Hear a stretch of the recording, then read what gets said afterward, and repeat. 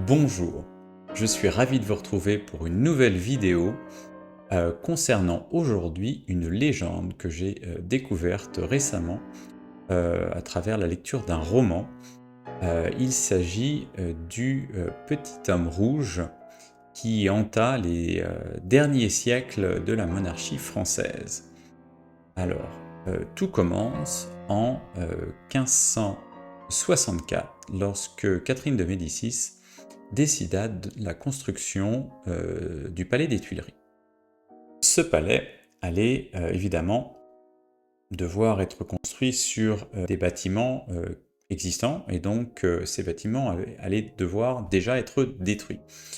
L'un d'eux appartenait à Jean l'Écorcheur, un boucher, qui n'était pas inconnu de la reine, puisque celui-ci lui rendait des menus services, dont celui de faire disparaître des corps discrètement. Celui-ci allait recevoir une compensation pour quitter les lieux. Cependant, il considéra que cette compensation était bien trop faible, et donc décida de faire chanter la reine et de lui indiquer que si elle n'augmentait pas substantiellement cette compensation, il allait faire des révélations fracassantes qui pourraient fortement l'embarrasser. La reine ne se démonta pas et lui envoya son fidèle lieutenant, le chevalier de Neuville, qui l'assassina. Cependant, l'histoire, évidemment, comme vous l'imaginez, ne se termine pas là. Jean l'Écorcheur revint hanter le chevalier de Neuville, qui s'en ouvra à la reine. Donc, évidemment, ce fantôme avait une petite taille, était habillé de rouge. La reine n'en tint pas compte. Cependant, le petit homme rouge fit une apparition vis-à-vis de la reine et lui annonça que Saint-Germain allait la voir mourir et que c'en serait fini de la dynastie des Valois.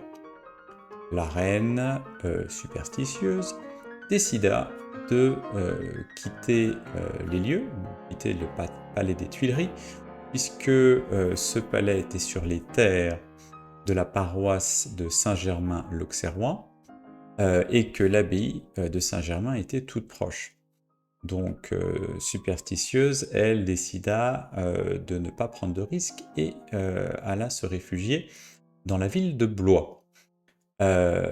Cependant, lors de ses dernières heures, juste avant sa mort, les derniers sacrements furent faits par un moine qui s'appelait Julien de Saint-Germain, et lorsqu'elle l'apprit sur son lit de mort, elle succomba immédiatement de par le choc que lui procura l'énonciation de son nom. Puis, comme indiqué par le petit homme rouge, ses fils mourèrent en rapide succession,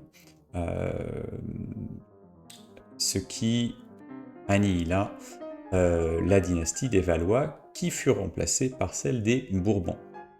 Mais ce n'est pas tout, puisque en 1610, la veille de son assassinat par Ravaillac, Henri IV vit cette apparition du petit homme rouge devant lui, et plusieurs témoignages l'attestent.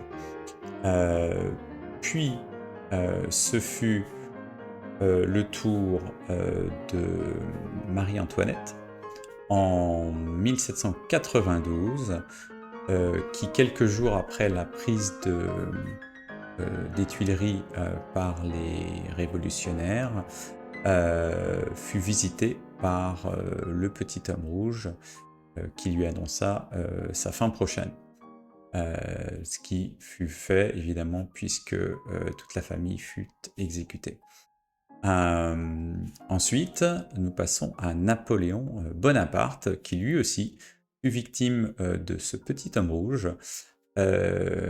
Apparemment, un pacte aurait été scellé entre les deux lors de sa prise de l'Égypte dans les pyramides, et un pacte aurait été conclu entre les deux, c'est-à-dire que Napoléon échangeait son âme contre 10 ans de gloire.